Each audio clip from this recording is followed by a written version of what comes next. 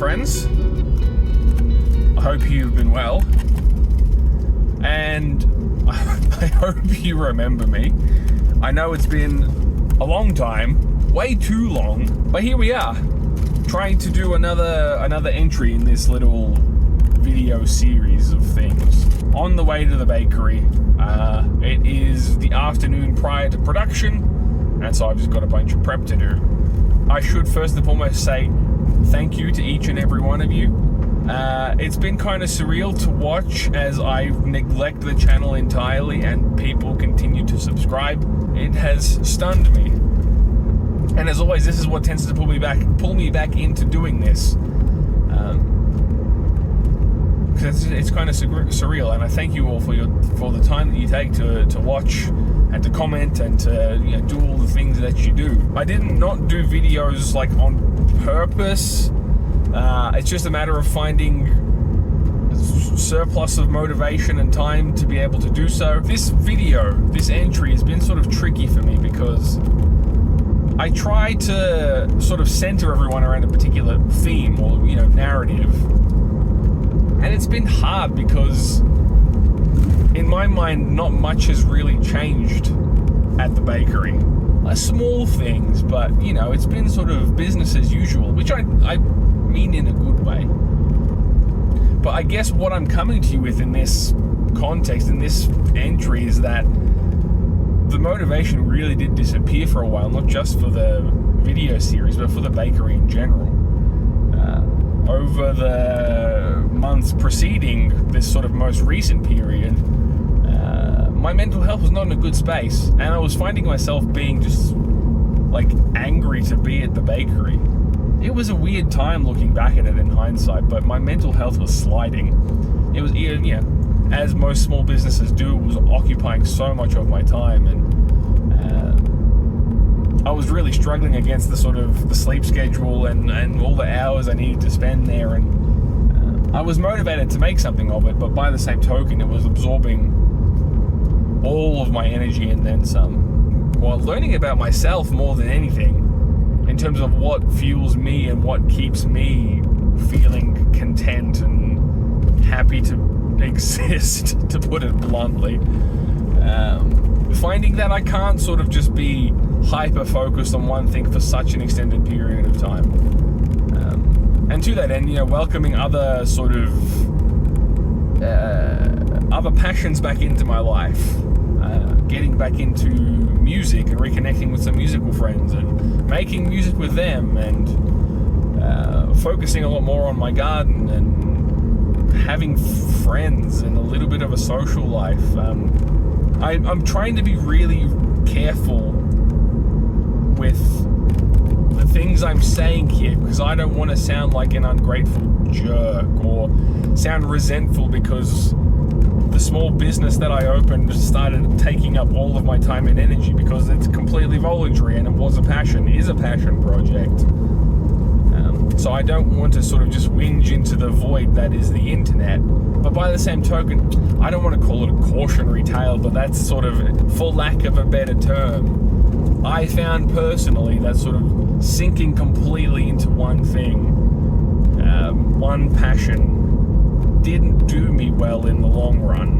In the lead up to the holiday period, I actually took it upon myself to sort of rein it in a little bit. I've reduced my hours at the bakery, just trying to take it a bit easier on myself and let these other things back into my life. I've wound things back at the bakery for a little while, in the knowledge that all these last couple of weeks are going to be intense. What is it today? Today I think is the 14th of December. Weird framing because the camera keeps sliding, so sorry that you keep wobbling around. Obviously, knowing that particularly the last bake before everything closes up, which will be the 23rd of December for me, is probably going to be pretty hectic. My phone holder in the car is about to break, so this is why we're at this angle. I apologize. I really hope this video comes together. I think this is like every video I do. It's sort of, I just start doing it and then something starts to coalesce. Let's see how that goes. Anyway, I'm just pulling into the bakery now. It's future Adam's problem as to how to edit this together so it's coherent. Look at this, man. I'm really sorry if you're getting car sick. It's been a good ramble. So yeah, let's see what happens, shall we?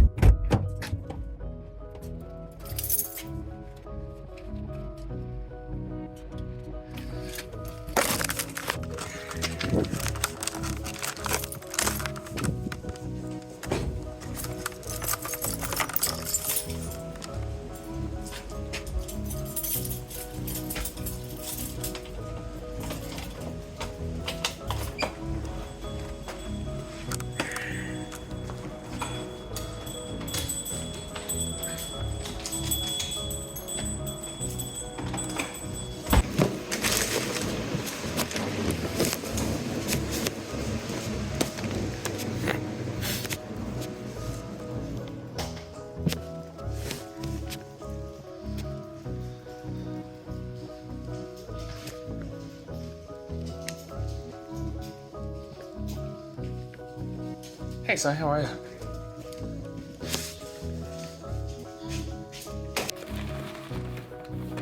And welcome to the voiceover segment. So I didn't grab exhaustive footage through this period.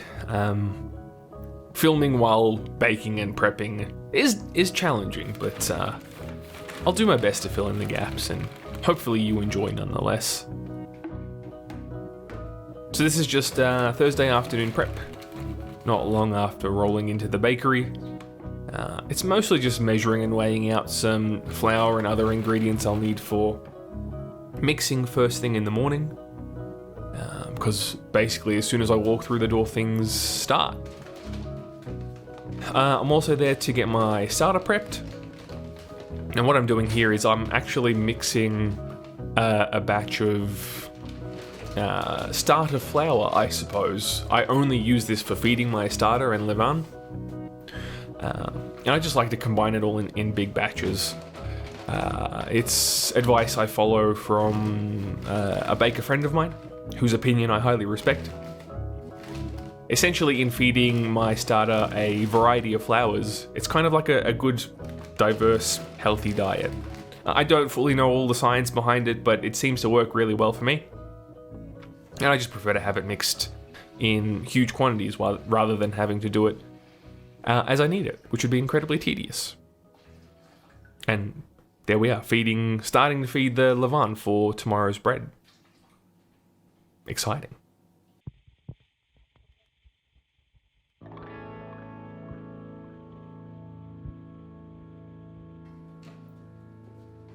And we're back. Friday morning. Probably about 4:30, 4:45. Things start pretty early, as you might guess. It's pretty normal.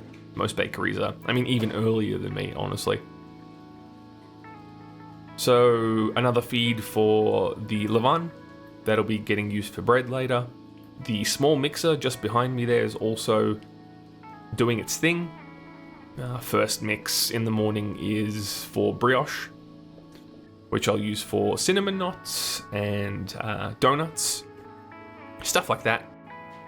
It's the most extensive mix because it needs to incorporate a lot of enriched ingredients, butter, fats and sugars and all that sort of stuff, so it takes a while to develop. Mornings get not chaotic, but pretty busy. You're sort of trying to set the day up, if that makes sense. Getting these early, sort of more involved mixes out of the way. Obviously, I need to make sure my starter's fed. That's really key.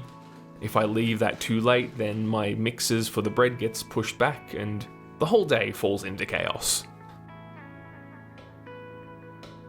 Even so, what I'm doing here, I'm pre-mixing my filling for the cinnamon knots, primarily because the butter needs to come down to room temperature so that I can whip it properly.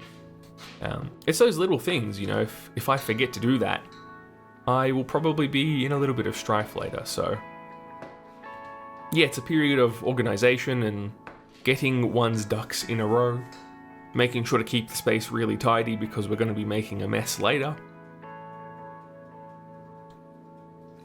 And I'm also starting to weigh out ingredients here for fruit loaf, which go into the small mixer immediately following the brioche.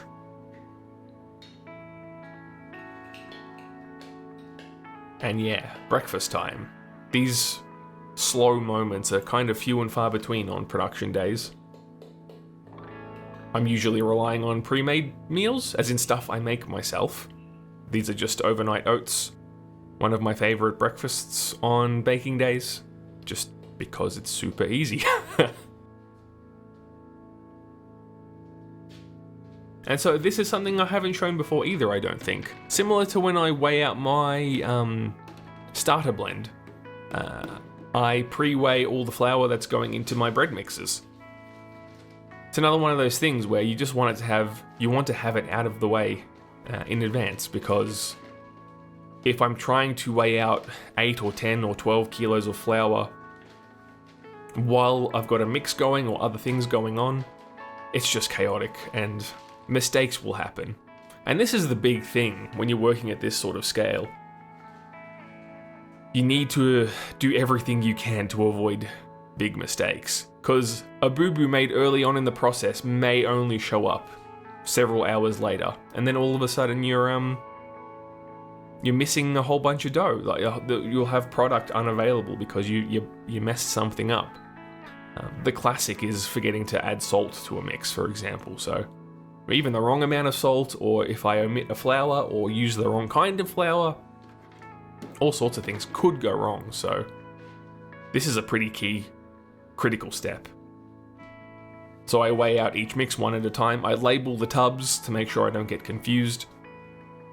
And then now is probably about 8 o'clock, and I'm getting the first batch of bread mixes on the way.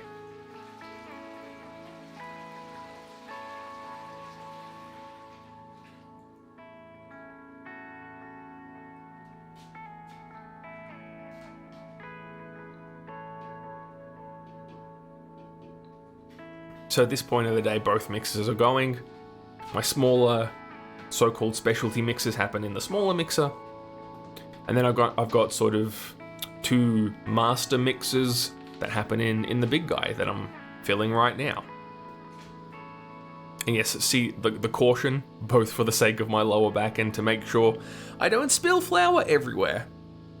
This is one of those things, you've only got one shot, so I haven't had any catastrophic spills yet, but the moment you take that for granted is the moment it happens, right? So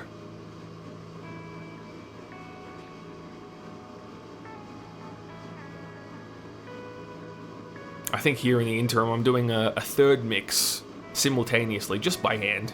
It's a very small batch of dough, so I frankly can't be bothered waiting for one of the mixes to free up, so just knocking it out simultaneously.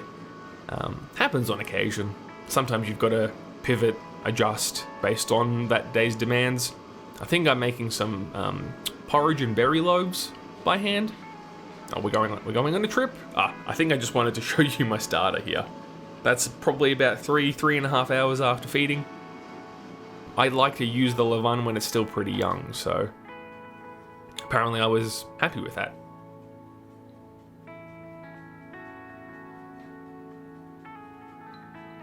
So now the doughs are just having a little rest. Autolyse, I'm not sure on the correct pronunciation. I can't even pronounce pronunciation, apparently. So again, just another opportunity to sort of get ahead. You're sort of always needing to work ahead, working in a bakery like this, so weighing out the rest of the ingredients that'll be going into those mixes. Salt, obviously, starter as well, as I'm doing here. I also incorporate additional liquid later on in the mix called bassinage, for you baking nerds out there. A little bit of olive oil goes into this big mix as well, which I use for my pane di casa, sort of Italian style table loaf, and for focaccia and that sort of thing, so just enriching it a little bit. It's kind of nice.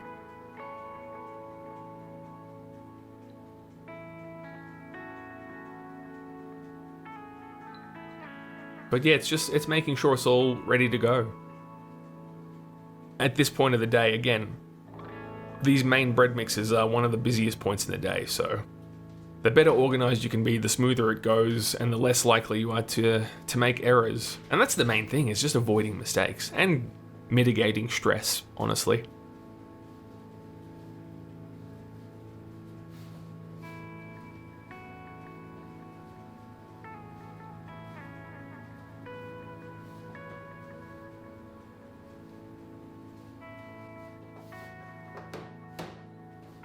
And there's the fruit loaf. So just finishing off the gluten development by hand. Stretch and folds, coil folds, whatever you want to call them. That'll be the first thing I end up shaping a bit later on.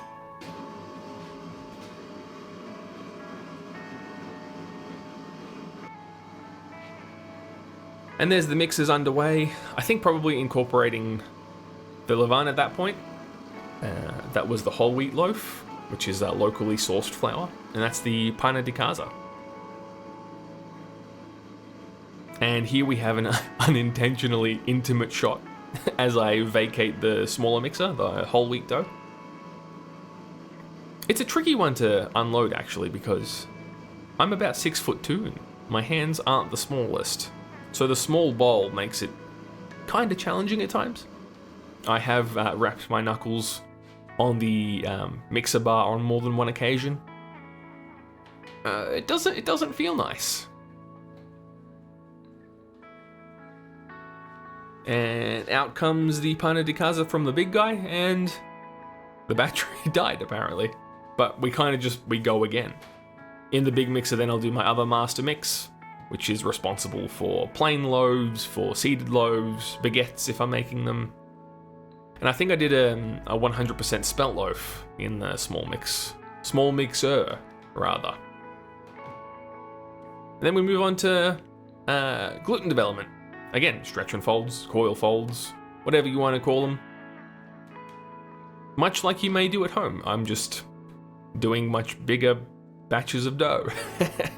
My biggest tubs there, I can push them to about 14 kilos of dough a piece, which isn't the most fun. It's a lot of dough to be manipulating, but what is also not fun is having to wash a bunch of tubs. So I kind of push them to their limits on purpose, because I'd rather just lift the extra dough and do less washing later. Washing is the worst.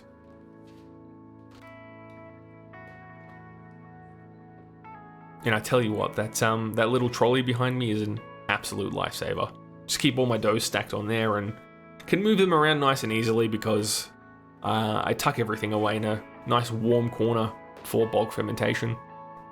My proving cabinet is not big enough to take that much dough, so I have to just use a heater like anyone else. And I just, I check in on the dough to make sure it's at the right temperature. There we go. I was going to say chilling, but it's rather the inverse. Warming, I suppose. And here's the lunch break.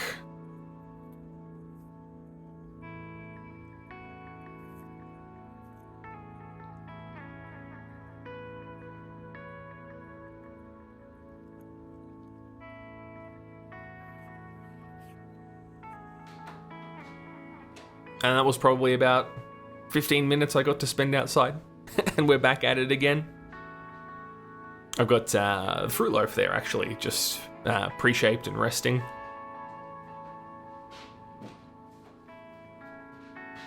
Oh, and so here what I'm doing is counting out the bannetons I'll be needing for shaping later on.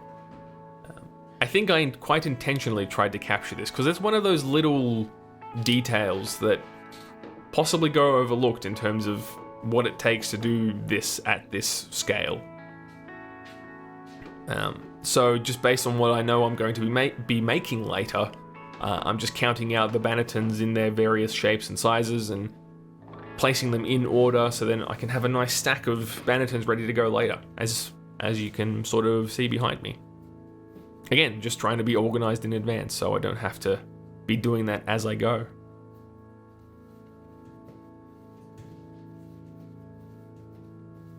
Now just getting the fruit loaves done. Only a pretty small batch this day. their popularity really tends to wax and wane. I go through periods where I can't keep them in stock and other times where I can only shift a couple, so. But this was the holiday period, so figured that they would shift fairly easily. And then we move on to cinnamon knots. I find this process honestly a little bit tedious. It's not my favorite thing to make, but they're pretty delicious and they're pretty popular as well, so somewhat begrudgingly I go ahead and make them. So obviously I would have rolled out the dough and spread the filling, folded that up and rolled it out again, and so here I'm just dividing, and then the way I do it is I just kind of braid it. So I'm adding a couple of splits here. So you've got 3 strands. I'll let Adam demonstrate for you. It's very simple. The most basic of braid, tuck the ends in, and then roll it back over itself. They end up looking really cute. They hold up well in the oven, they sort of retain that shape. And it's just the easiest way for me to do it. I don't like doing scrolls sort of in one long big log. And there's another technique where you can sort of wrap a strand around your fingers and then tuck it back in on itself. I'm crap at all of those. This is the way that I found works best for me, so.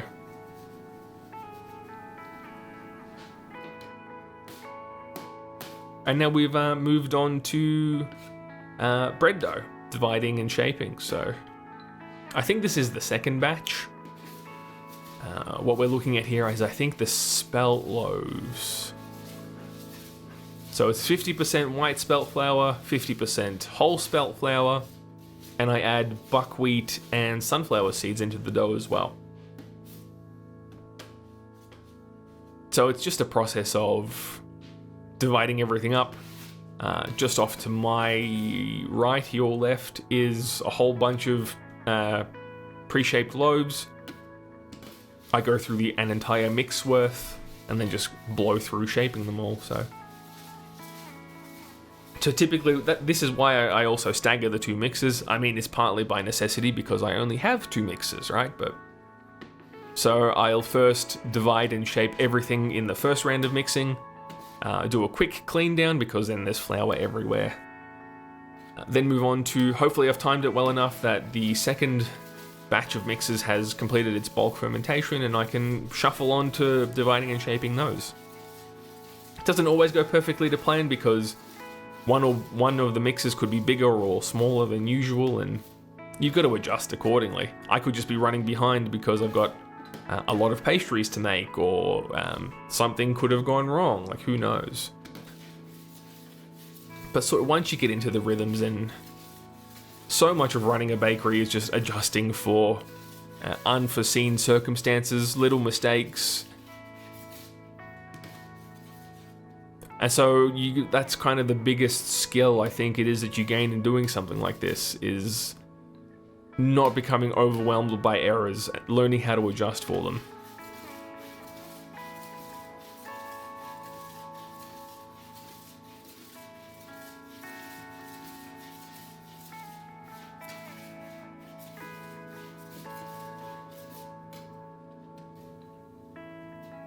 So I think the only shaping I caught was baguettes. You've seen me do bread shaping before.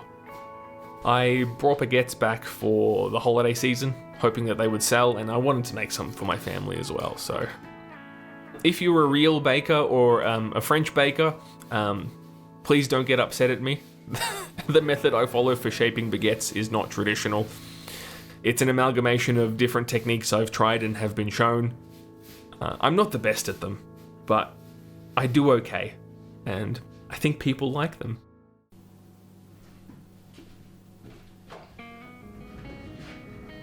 Alright, and we're here on Saturday morning now. Baking day. So as you can see, sort of bottom left of frame, I've already put one batch of bread through the ovens. I probably would have started about 3 o'clock, 3:30 this morning. The volume of these last couple of bakes was quite high, so needed to get a jump on the morning for sure. So this is pretty standard stuff. Just, dumping out dough onto my peels, scoring, sliding into ovens, steaming. If you're familiar with the process of baking at all, you'll know all this stuff. And so typically what I do here is I'll load up the big oven on my right, or on screen right, I should say. Get that all steamed and underway, and then move on to loading the smaller oven. I prefer not to leave my dough sort of standing on the peels for too long. I'd like to get them in the oven nice and quick. They can stand for longer. I'm just pedantic about this, I suppose. Try to avoid spread on the peels too much.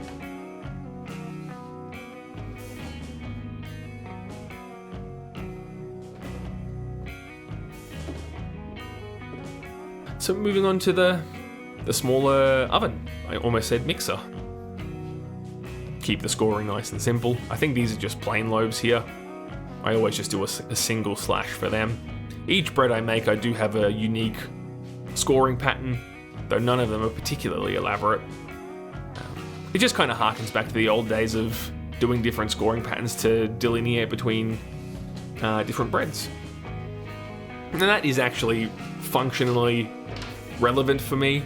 Some of my doughs would look very similar if they weren't scored differently. And I have made the mistake of getting confused as to what was what. Part of that as well is the way that I organise my bannetons the day before, so that everything can be put away in the cool room in nice organised stacks. I guess it's a bit of a theme that's emerging here, is one of organisation and planning ahead and mitigating future errors.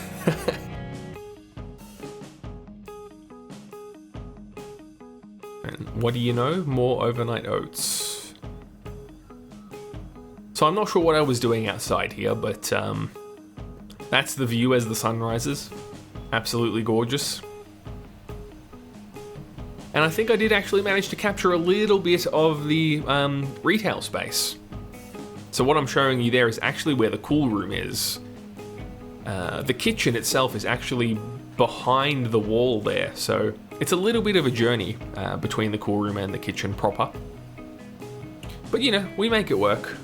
I've yet to be in a bakery that's of the correct size and dimension specifically for baking. You're always kind of trying to just make things work as best you can. So that was my little retail space there. Very fortunate. It's a beautiful, gorgeous little area. I'm very lucky. It's nice.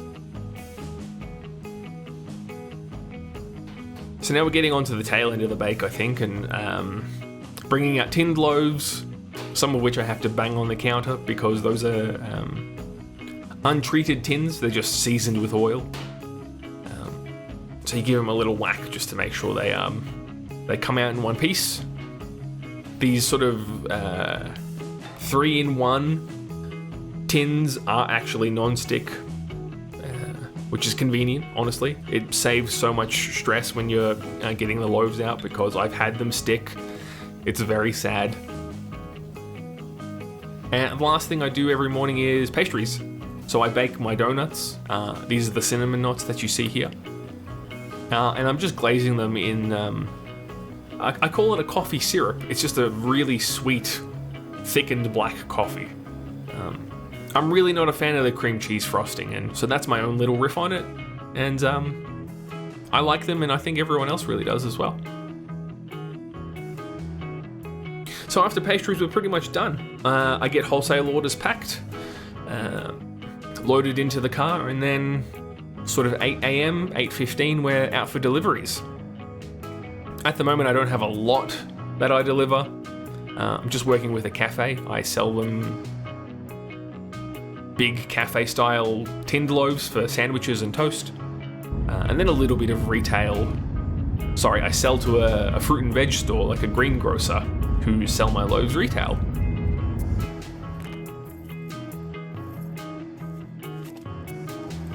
And so this is the final stop.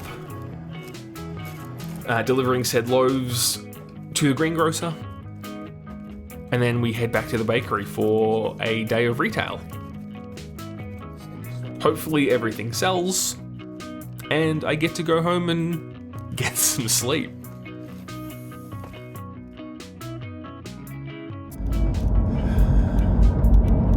So my phone holder did in fact officially break. So you, my friend, are now wedged into the center console of the car. We're all done. It was a relatively slow day's trade, unfortunately. Nevertheless, I managed to still shift a decent amount of product, and I'll find homes for the leftover. The bake itself seemed to go relatively smoothly. I wasn't super thrilled with my bread in the end. Have to think about what might have gone wrong. The dough just didn't quite feel 100%. The slow days retail is kind of a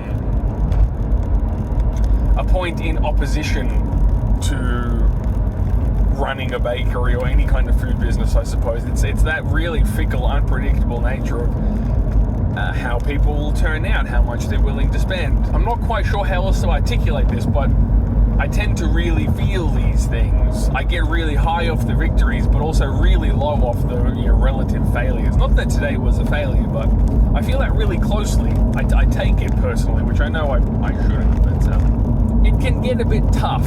And in those low moments where the retail space is dead, there's no one around, and I've got 50% of my product still to shift. In those moments, it's really easy to entertain the idea of just not turning up the week after. Taking a passion and turning it into a business is not always all it's cracked up to be. And there's kind of two sides to that coin. That in my mind, they're both kind of old, repeated notions that, what is it? Find a job you love and you'll never work a day in your life, aka, turn a passion into a business if you can, or monetize a passion.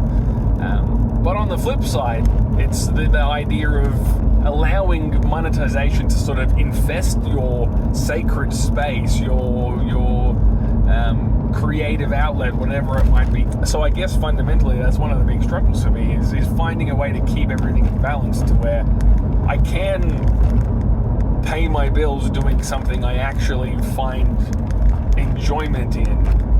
I'm not really sure that those among you who have come here to, watch a microbakery do microbakery things are interested in some angry, old, bitter man in his mid-30s rant about how capitalism stinks, but I guess you've come this far. So. Now we'll end on a slightly more cheery note, because this is the last you'll see me before the year 2024. So I wish you a safe and happy holidays. Spend it with the people you love. Don't get sucked into all the old worn out traditions if you can avoid it. Use this time to rest and spend time with yourself and with the people you care about. Recharge your batteries. Allow yourself to switch off. If I haven't already said it, thank you so much for your support, for your viewership, for your patience. The support and interest that you'll have shown in what I do does not get lost on me, and so I extend my gratitude to you. I've been awake since 2 o'clock this morning, and words are now very hard. Thanks again, and I'll see you soon.